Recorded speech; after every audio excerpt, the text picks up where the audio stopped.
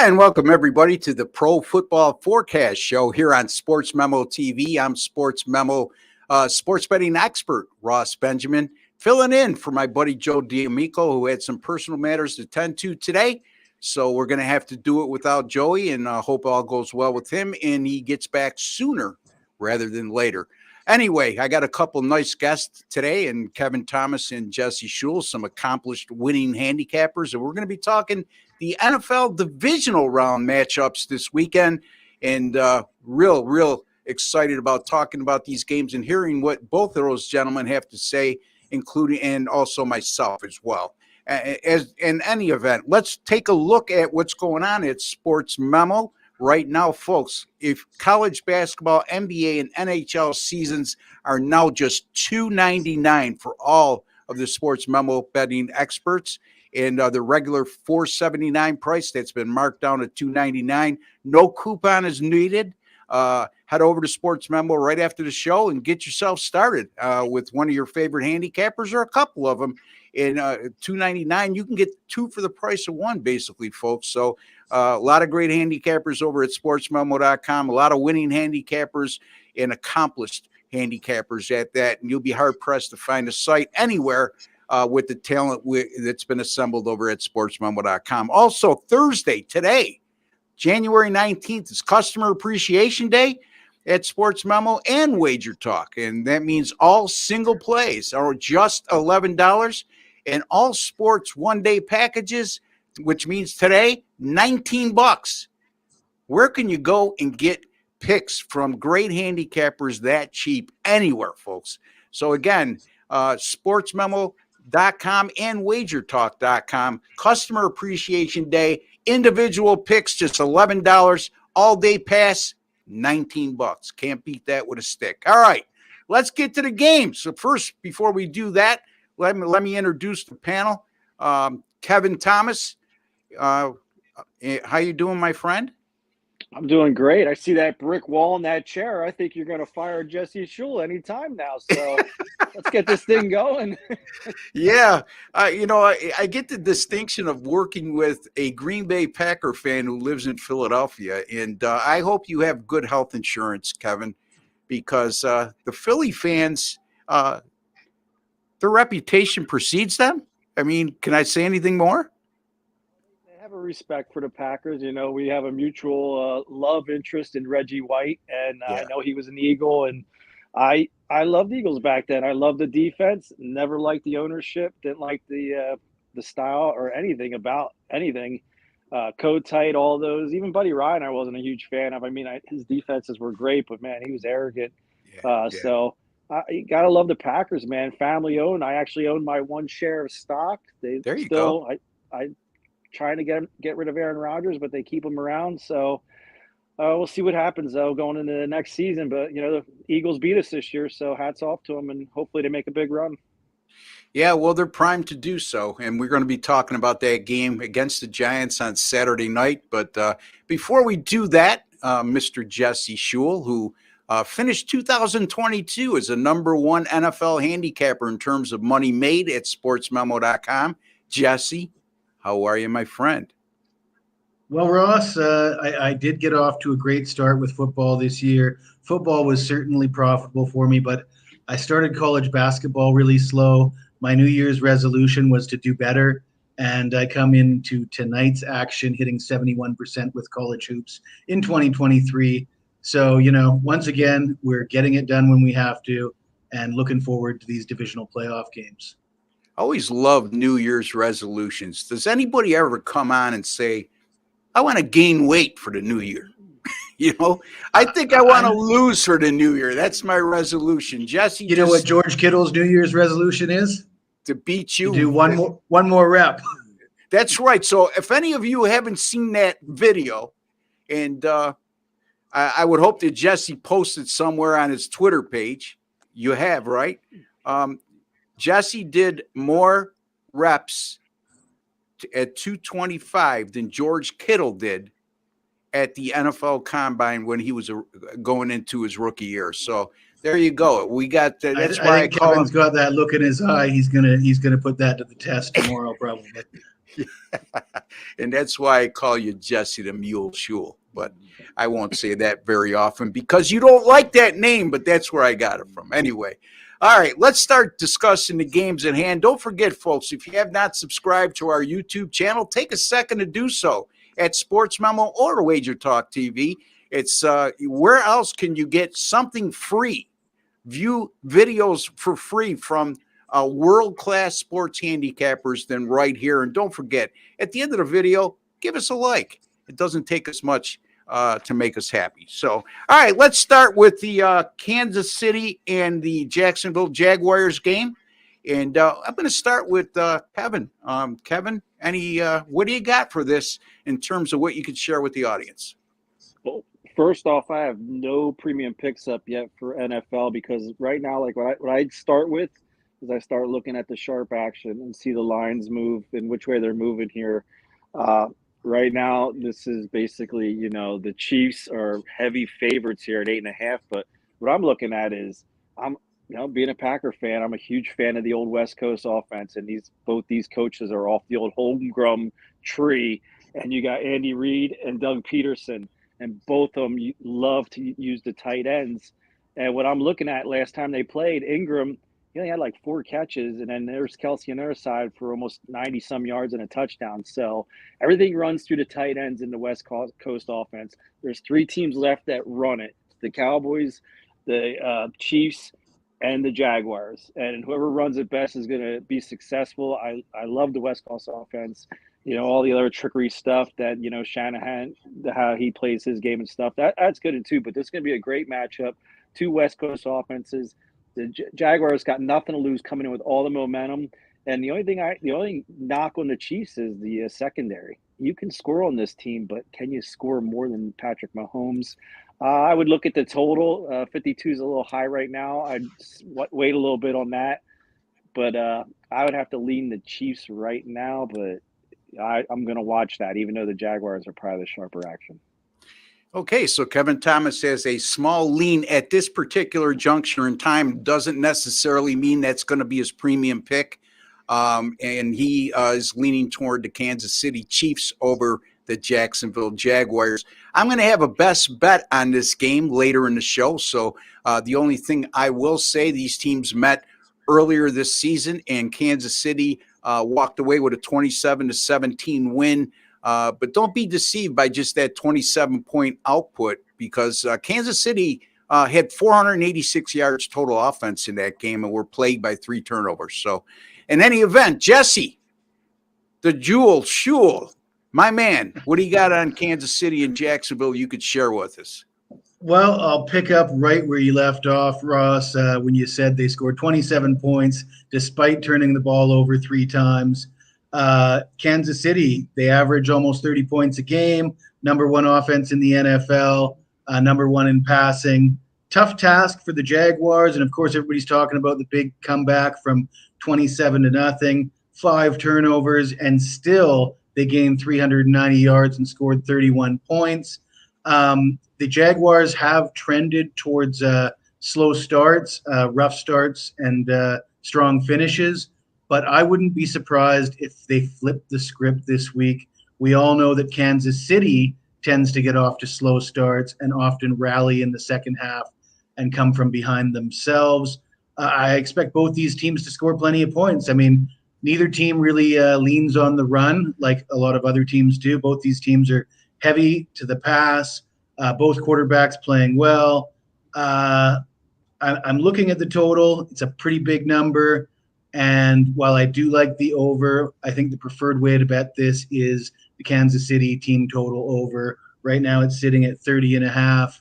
We'll see where that goes and what kind of value you can get on that. But I think regardless, I think Kansas City is going to have to score if they want to get past the Jags here. And I expect them to score 31 or more at the least. I like it because, like I alluded to and you just touched upon, you're talking about they put up 27 in the first meeting and they had 486 yards, which when you get close to 500 yards like that, it usually equals 30-plus points and maybe even in the low 40s. So, again, keep an eye on that. Jesse likes Kansas City over the total of 30.5. Again, folks, We're taping on Thursday the 19th. So depending on when you view this video, these lines are subject to change. So keep that in mind, because we're looking at the lines right now as we speak. And as everybody well knows, within the next 2-3 days, we're certain to see some line movement, either on the point spread, point total, money lines, whatever have you. And now also a friendly reminder, folks, today is Customer Appreciation Day at sportsmemo.com and wagertalk.com. All single game picks, just $11. And if you buy a one-day pass from any handicapper, it's only going to cost you $19. Where else can you go and spend that little of money to make a lot of money? Anyway, all right, let's get to the next game, which is the Giants in Philadelphia. And I'm going to start with Jesse this time. Right now, the Philadelphia Eagles are a 7.5-point favorite in this contest, and the total right now is 48.5. Jesse, what's your thoughts? Well, the Giants scored a ton of points last week against the Vikings, but that probably doesn't mean anything heading into this game. It's a bit of a different story. The Eagles have the number 2 ranked defense in the NFL. They've only allowed 302 yards per game. That's just one more than San Francisco, who leads the league. Of course, the Eagles are well rested. I don't think my man Vanilla Vic, that's what Sean Higgs likes to call Daniel Jones, Vanilla Vic. I think it's a pretty good nickname, that one. I don't think he's going to have as much success running around against the Eagles defense. The Eagles did run roughshod over the Giants in New York in December, running for 253 yards and 4 touchdowns, winning 48-22. We won't expect that same kind of result, but I'm looking at the running back for the Eagles here. Miles Sanders ran for 144 yards and 2 touchdowns in that win at New York. The game script indicates the Eagles are going to win this game. They're going to be leading. They're going to be running the ball, trying to kill the clock. And that leads me to believe that there's value on running back Mike Sanders to score an anytime touchdown. And I think the price on that is game script. Yeah. I mean, that opened up a Pandora's box with Trevor Lawrence's comments at the end of last week's game. So now everybody who is a conspiracy theorist came out of the woodwork to say, see, I told you so. These NFL games are all fixed. Please give me a break, folks. If you feel that way, you're not paranoid. They're all after you. You know, what could I tell you? Anyway, Kevin, Philadelphia native and Green Bay fan, very, very interested to hear what you have to say, my man. Take it away.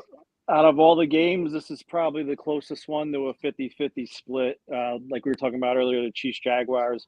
The Jaguars were definitely the sharpest. They're getting 40% of the bets, but 80% of the money. Here, we're almost looking at a 50-50 split. And I know Jesse said they're going to run the heck out of ball, but I don't know if you know the Eagles coach, Sirianni. He does the opposite of what you think he should do. This will not be a run-heavy game. This will be A.J. Brown coming out party. I'm going to bet every prop on A.J. Brown that I can find, because what the Giants did last week to the Vikings was they blitzed. They didn't blitz. They just sent 4 and then double cover in the back. There's no way that's going to happen with them having to cover Hurts, because this Eagles offensive line is the best in football. You got Lane Johnson back. So run the ball. They're going to hit slants to Smith and A.J. Brown, and A.J. Brown's going to be beast mode here. I'm going to take every prop I can. I would bet the Eagles up to about 9. They're going to slaughter the Giants. And granted, I do hate the Giants. Every time they played the Packers to advance to their Super Bowls, they beat my Packers up. So, and I hate Eli Manning, but that's just a side note. But other than that, you can't go wrong with any AJ prop they put out there. I would bet over 80 yards, touchdown right there. Can they run the ball on the Giants? Sure they can.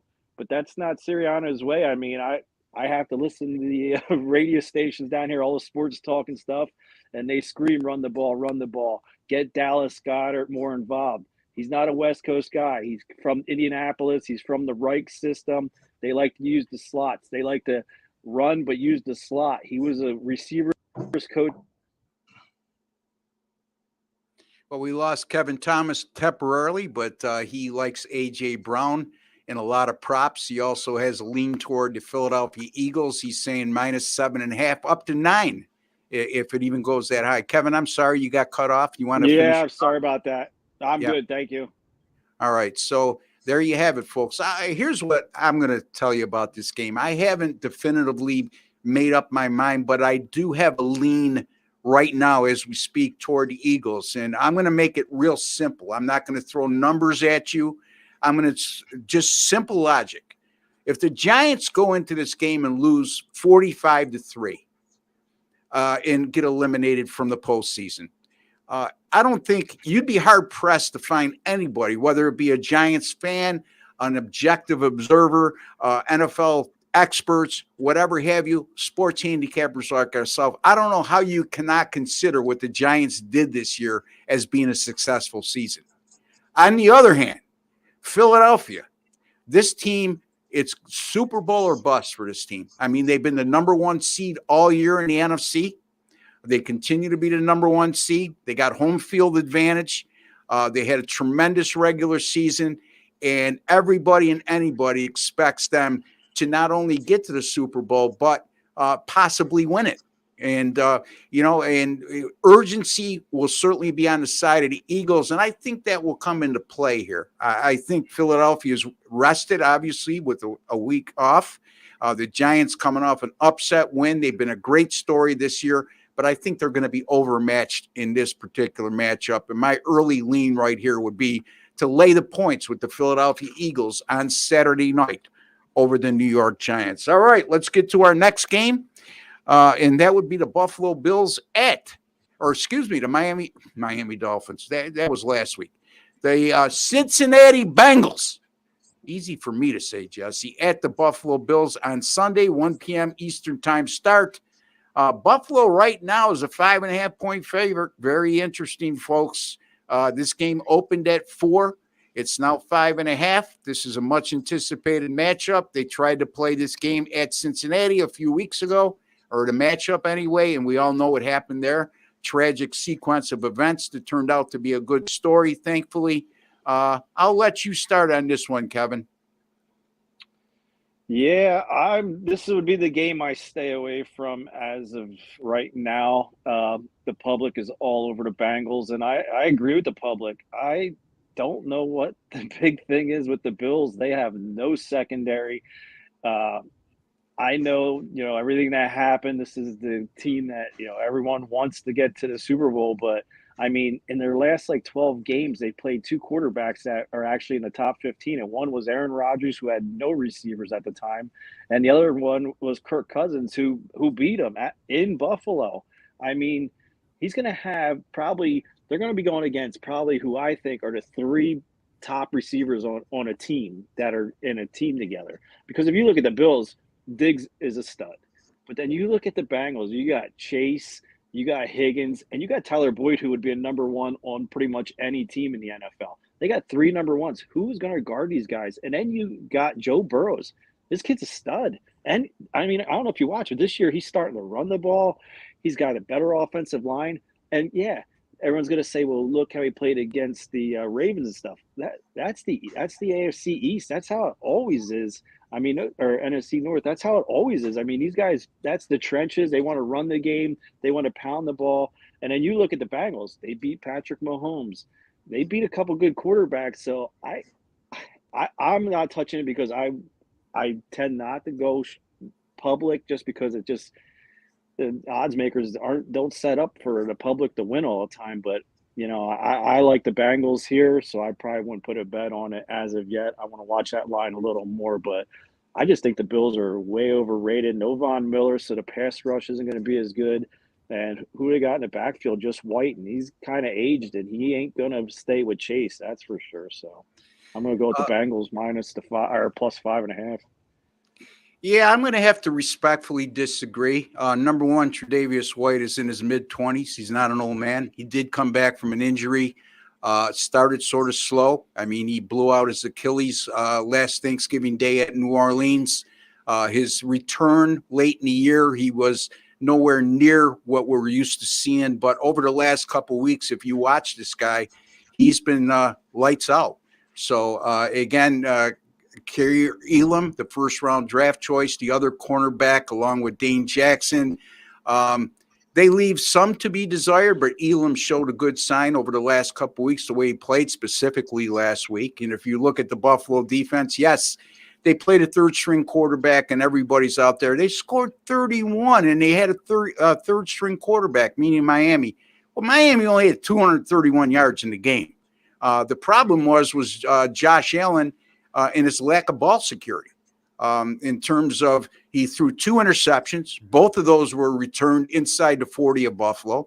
There was another punt return by Miami that went to the 40 of Buffalo. And also you had a defensive touchdown on the sack strip fumble. So that's how you get 31 points with only 231 yards. Now, Josh Allen definitely needs to clean his act up. And again, this line opened at 4, moved to 5.5. And as Kevin, I do agree with Kevin that the public action is on Cincinnati. But if you stop and do the math, us as handicappers, this is a classic textbook example of a reverse line movement where the general public's on one side, yet the line went the other way.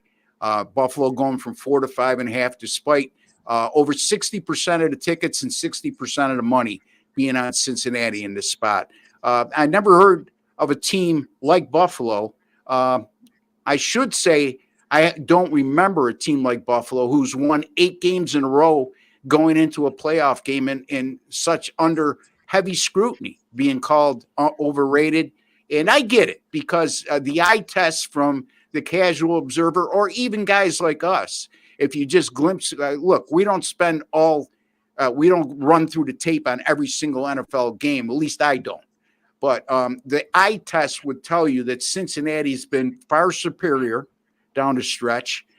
The only concern I would have from Cincinnati's standpoint, from a betting perspective, is the fact that their offensive line, which has been vastly improved as the season moved on, they have 2 and possibly 3 offensive line starters who will be out of this game. And if you watch the Baltimore game last week, Baltimore exposed that. They could not run the ball, Cincinnati, and they had a hard time protecting Joe Burrow. And again, folks, this promises to be a hell of a matchup, but I have to respectfully disagree with Kevin on this one. One of us will be right, the other one will be wrong, and I'm sure those roles could be switched if we talked about 100 games. So anyway, Jesse, now that I got done with this long-winded analysis, what do you have? Long-winded is right. I guess I get to play tiebreaker. You and Kevin are head-to-head. Unfortunately for me, you didn't leave me much material. You were too in-depth. You covered almost everything I got here, but I'll do my best. So both teams cry, Jesse. You're going to make me cry, for crying out loud. The world's smallest violin. Okay, so both teams dodged a bullet last week. Buffalo just barely beat Miami, and Cincy just barely beat Baltimore. Both were big favorites. Neither team covered. That is the same story, but what I'm about to tell you is a much different story. Cincinnati was outgained by 130 yards versus Baltimore. And, of course, the Ravens were going in for what could have been the game-winning touchdown. And Cincinnati gets lucky, forces a fumble, returns it for what ends up being the game-winning score.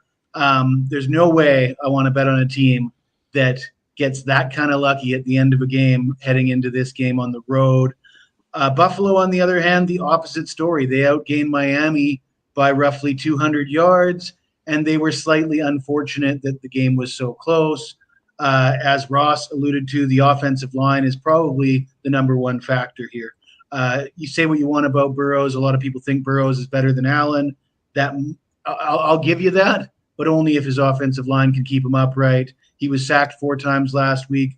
Buffalo ranks in the top 10 in quarterback sacks, since he ranks 25th in sacks allowed, and that's with a healthier offensive line. Now they're even more banged up. Recipe for disaster here. I like Buffalo.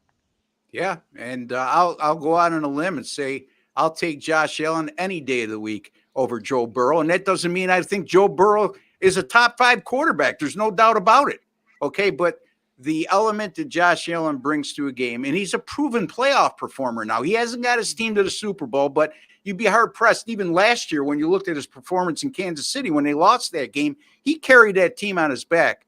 And Gabe Davis is a guy who's going to be key in this game, because I agree with Kevin. They're going to do everything they could to take Stephon Diggs out of the game. Gabe Davis has performed awfully well the last 2 postseasons, including last week. So he'll be a key element. So Jesse likes Buffalo. I like Buffalo. And the guy from Philly that's a Green Bay fan, he likes the opposite side. And that's okay. And that's okay, because Kevin's one sharp guy, let me tell you, folks. Dallas and San Francisco, a game that everybody's anticipating, 2 iconic NFL franchises.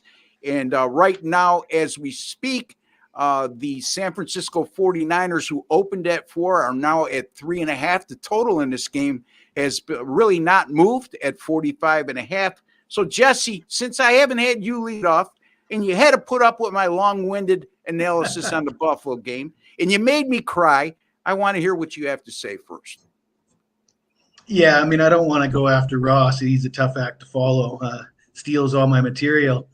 So San Francisco, the favorite here, one of the favorites to win the Super Bowl, despite rookie quarterback Brock Purdy, Mr. Irrelevant, the third stringer on the roster. And I was doing some reading up. And do you guys know when the last time a rookie won the Super Bowl? Do you know when the last time a rookie went to the Super Bowl? Any takers? With Ben Roethlisberger. Nope. Second year. Never happened. No rookies ever won the Super Bowl. No rookies ever been to the Super Bowl, apparently. And rookies are what are they? Do you feel better now that you stumped me? I feel a little bit better, yeah. All right, good. Anyways, I'm not going to hold that against Brock Purdy. I still like the guy. Rookies are 9-19 all-time in NFL playoff games. Purdy's playing great.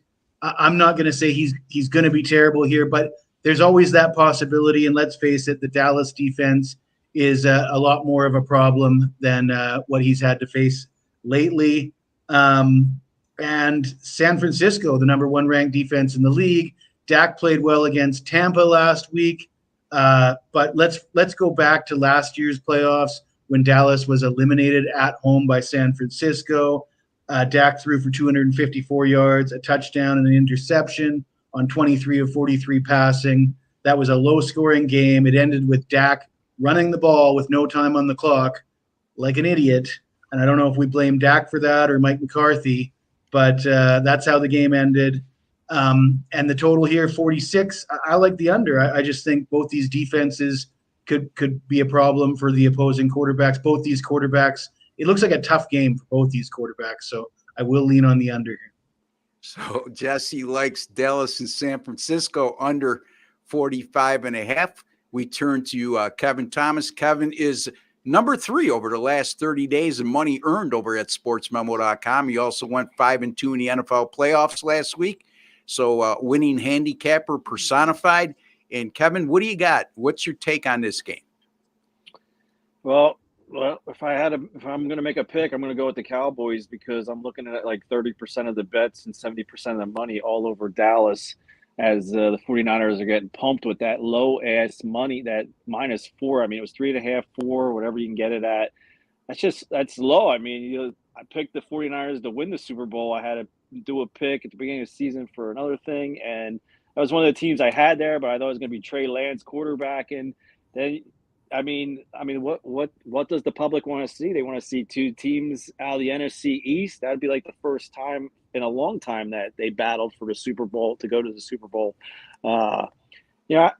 That's another thing. I look at these games, and then you got to think, the home team, who's going to make more money in the NFL? Who's going to advance? Like, the Bills are definitely going to make more money, but the Bengals were there last year. They're a proven commodity. Then you look at the Eagles and the Cowboys. How much ratings are we going to get there? I mean, we're going to have to look at these calls, but my big thing is Schultz for the Cowboys. Like I said, they like to use a tight end. McCarthy, ex-Green Bay Packer coach. Everything went through Finley. Everything was set off tight ends, 2 tight ends. The 49ers had the linebackers to stop any tight ends. They got probably the best linebackers since the Buccaneers 2 years ago, with the best the best linebackers to stop any tight end. So that's going to be the problem. it's going to be the CeeDee Lamb show because I don't think the Cowboys are going to establish any run game. CeeDee Lamb will get his, but then you look at the other side, you got Debo. I mean, they're just stacked. Ayuk, and then Christian McCaffrey, that guy's a game changer. You don't even need a quarterback there. He can hike it, he can pass it, he can run it.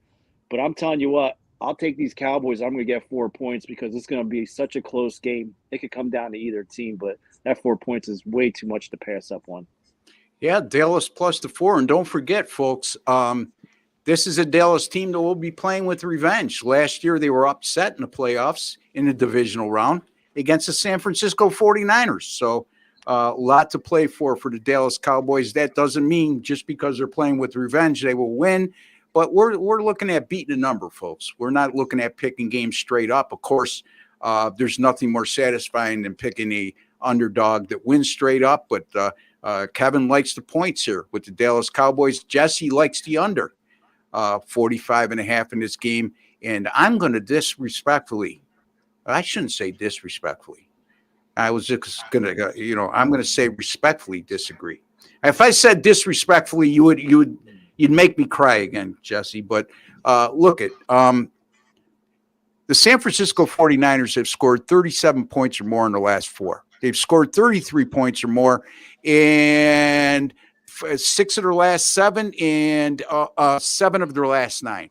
So this team's scoring a lot of points. They get a lot of credit for their defense, and rightfully so.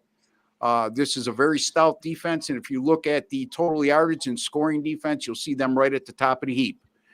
Dallas, too, again, take away that game against Washington. They've been steamrolling opponents, and their offense has been rolling. I mean, the Dallas Cowboys have scored 27 points or more in 10 of their last 11. Dallas also a very formidable defense. But with the 2 offenses we have here in play and a total in the mid-40s, I'm going to like the over in this game. I'm going to go Dallas and San Francisco over the total. Jesse likes Dallas, San Francisco under the total. And Kevin, he likes the Dallas Cowboys. Take the 4 points. All right, best bet section. Before we get to that, again, folks, quick reminder, it's Customers Appreciation Day over at Sportsmemo. $11 for single picks and $19 for a one-day pass on any of your favorite handicappers. Take advantage of that. Spend a little bit of money. You'll make a lot of money. All right, we're going to start with Jesse on the best bet section. Jesse, what do you got for us? All right, Ross, before I give you my best bet, I just want to let you know yesterday's card at Sports Memo was perfect, 100% perfect, 3-0 sweep, perfect 4-0 the last 2 days. Of course, I did start this NFL season on a perfect 10-0 run, and my best bet, I'm going to go back to the Jags and the Chiefs, and I'm going to look at Travis Kelce here, anytime touchdown, minus 138. As I mentioned when I was breaking down the game, both these teams are pass-heavy offenses. Neither team really likes to run the ball as much as they should, and not a lot of stars in the backfield for Kansas City. We did see Kelce catch 6 passes for 81 yards and a touchdown in that 27-17 win over the Jags earlier this year. Last year's playoffs, Kelce, 3 games, scored a touchdown in all 3 of those games. High total, where game script calls for a lot of points. I think there's good value on Travis Kelce to score a touchdown. There you go. Travis Kelce to score at least 1 touchdown in this game as a prop bet from Jesse Schule, who, if any of you do not know, Jesse is a drag queen, as you could see. Not only is he a good family man and he could outdo George Kittle at the bench press, he goes out at night with girls' wardrobes on. So anyway, Kevin, what do you got for us on this game? I'm worried how Jesse got all that hair under his hat. And then he stripped out. I didn't even see him. Hey, when you got a big head like his, Take it away, Kevin. I'm on the Bengals scoring. I know you don't like my Bengals, but I like the Bengals scoring 2.5 touchdowns here because you can get it for plus money over at MGM, plus 110. I locked that in actually 2 days ago. Put most of the account on that. I like the props and I like it here. And I this is going to be a quarterback's duel. I don't think either team's going to run it. I'm not a fan of Singletary. He drops the ball way too much. I do like the young Cook, but they don't use him enough. He gets like 4 or 6 touches and then a couple passes. So Mixon, I don't think he's going to have a big game. I think we're going to see a lot more per 9 catching him out of the backfield, little slants and stuff. So we're going to get some touchdowns scored. 2.5 is going to be a breeze. I'm expecting 4 touchdowns from the Bengals in this one. Yeah, I mean, look, just because I don't like the Bengals in the game, I don't think that's a bad selection whatsoever. I mean, I told you Buffalo's I wasn't taking the Bengals, though. I said I wouldn't pick it because it's too square, but I would take the Bengals because last year they killed me 3 games in a row. I ended up paying a guy $1,200 because I kept betting against him, and we even did money line to get to the Super Bowl. And I thought, dude, this is crazy. And when they won, I was like, I'll never bet against the Bengals. All right. So that being said, you like the Bengals over 2.5 touchdowns at money line odds of what, Kevin? I'm sorry. Plus 110. Plus 110. Pretty good value. All right. I'm going to look at the Kansas City and Jacksonville game. Like I said, that was going to be my best bet. Right now, I'm going to look at the total, and that's 52.5. Since January 20th of 2019, the Kansas City Chiefs have played 7 playoff home games under Andy Reid. And when those playoff home games had a total of 56 or less, they played 6-1 to the over. And the average total in those 7 games, ironically enough, was 52.2, which is 52.5 right now. And the average combined score, 66.1 points per game. They're only under in that sequence was last year's AFC Championship game, in which they lost to Cincinnati 27-24. That game staying under the total of 51. So you're looking at a game that went under and was played in the 50s. And I'm looking for another one of these high-scoring games here. And like I touched upon earlier, these teams met earlier in the season, and Kansas City only scored 27, but they had 486 yards of total offense. They were plagued by 3 turnovers. The Jacksonville Jaguars have gone 3-0 to the over in their last 3 whenever there's been a total of 45 or greater. In those games, average a combined 63 points per game. And since 2017, playoff underdogs, away underdogs specifically, with a total of 52 or greater, and they're coming out 6 or more straight-up wins in a row like Jacksonville, those games have played 4-0 to the over, 62.3 points scored per game. And this is a Jacksonville team that averages a little over 24 points per game, a Kansas City Chiefs team that scores 29.2 points per game, which is the best in the NFL, as well as an average of 414 yards per game in total offense, which is also the best in the NFL. Both defenses could be had, and both offenses will move the ball in this game. I like Jacksonville and Kansas City, despite the big total. I like it to go over 52.5.